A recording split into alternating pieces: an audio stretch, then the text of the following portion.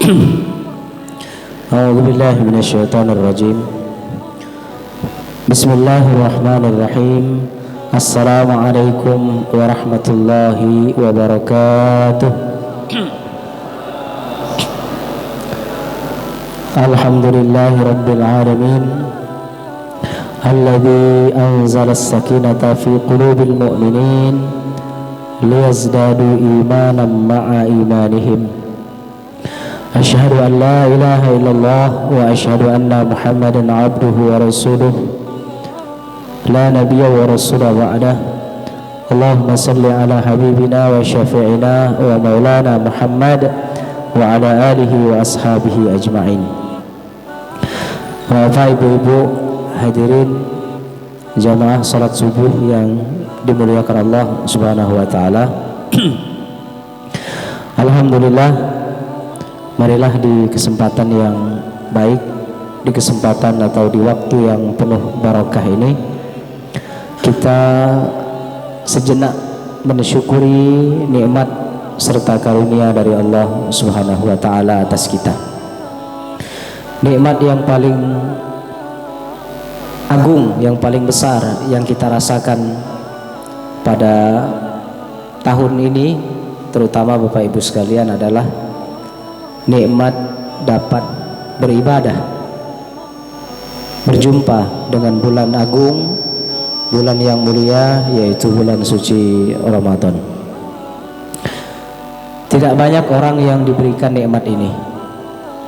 Kalau kita ingat-ingat 1 tahun yang lalu, bisa saja ada orang-orang yang masih duduk bersama dengan kita, keluarga kita, tetangga kita, sahabat kita, kerabat kita, yang kita masih bersama dengan mereka, bekerja bareng,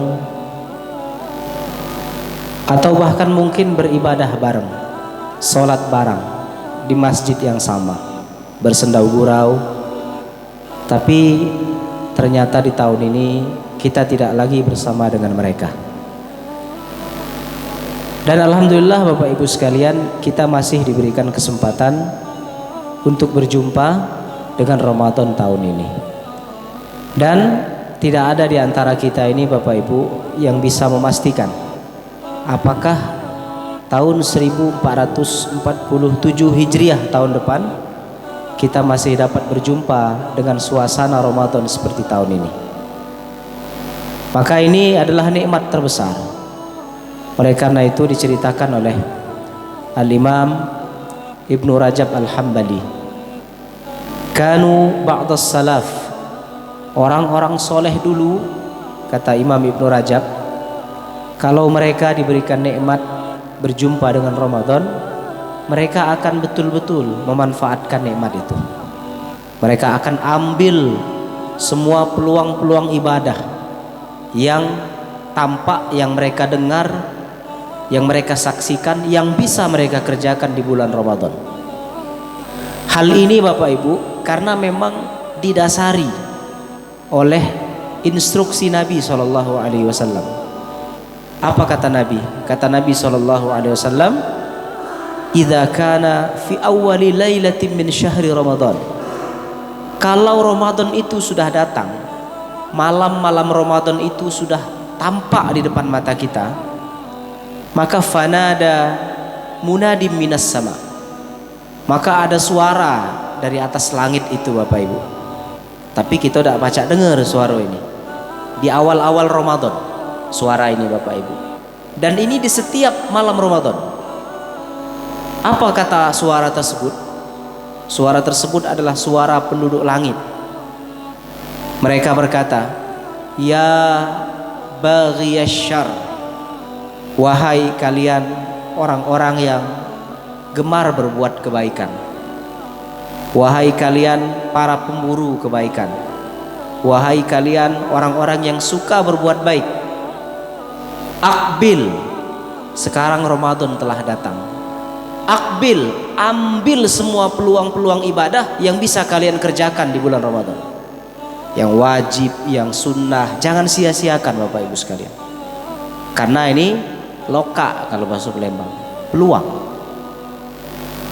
Ya baghiyasyar, wahai orang-orang yang 11 bulan biasa berbuat maksiat, biasa berbuat buruk, biasa berbuat ketidakbenaran. Aksir, tahan dulu di bulan Ramadan ini. Yang biasa dak ke masjid, berhentilah dulu dak ke masjid. Yang biasa maksiat, tahanlah dulu. Yang biasa dak ibadah, jadilah dulu. Ambil peluang sebanyak-banyaknya di bulan Ramadan ini. Jangan pernah bedakan yang mana wajib, yang mana sunnah. Ambil semua, Pak. Karena kata Rasulullah SAW, man taqarraba fihi bi khaslatin minal khair kana kaman adda faridatan fima siwahu. Siapa saja yang mendekatkan diri kepada Allah di bulan ini dengan amalan sunnah, maka di sisi Allah dinilai seperti melakukan amalan wajib. Salat qobliyah subuh sunnah nilainya di luar Ramadan, ketika dikerjakan di bulan Ramadan nilainya menjadi wajib.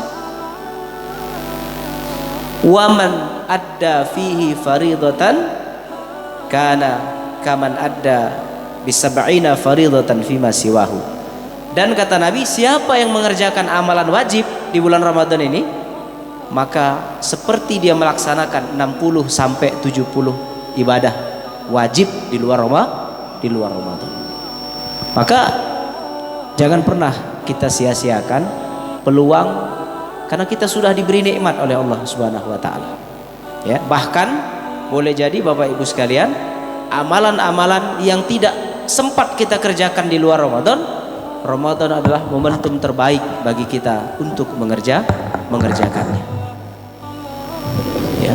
Kenapa? Karena di akhir hadis itu Rasulullah SAW mengatakan, Inna lillahi utaqa'u minan nar fi kulli lailatin min Ramadan.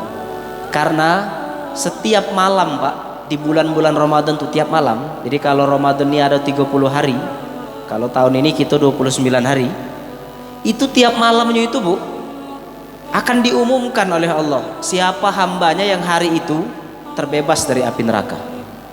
Nabi mengatakan, Pak, jadi semalam itulah diumumkan, Bu, si fulan terampuni, si fulan terbebas dari api neraka. Diumumkan, Pak. Pertanyaannya, namu kita disebut tak semalam? Kira-kira kita berharap disebut kan? Kalau tidak yakin, Pak, dengan ibadah Ramadan kita kemarin atau 10 Ramadan yang lalu, masih ada kesempatan. Kurang lebih berapa? 18 atau 18 lagi ya. Masih ada, Bapak Ibu. Syukur-syukur kayak malam namu kita disebut. Syukur-syukur besok nyuluso lagi. Syukur-syukur sampai akhir Ramadan. Syukur-syukur tiap hari namu kita ini disebut. Pak Haji Maghribi telah diampuni, Pak Waluyo telah diampuni, jamaah Masjid Al-Ikhlas malam ini diampuni.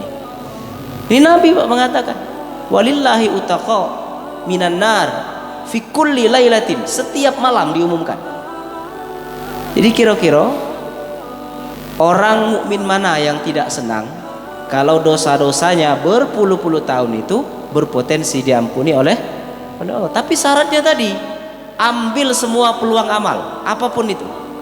Sunnah juga saat tarawih itu. Nah ini sunnah juga, padahal Rasulullah tidak pernah meninggalkannya. Para sahabat tidak pernah meninggalkan sholat tarawih itu. Bahkan disebutkan fadilah-fadilah keutamaannya. Tarawih bersama dengan imam sampai salam, sampai selesai. Walaupun boleh tarawih di rumah, tapi keutamaan selesai tarawih sampai salam itu berbeda, Pak.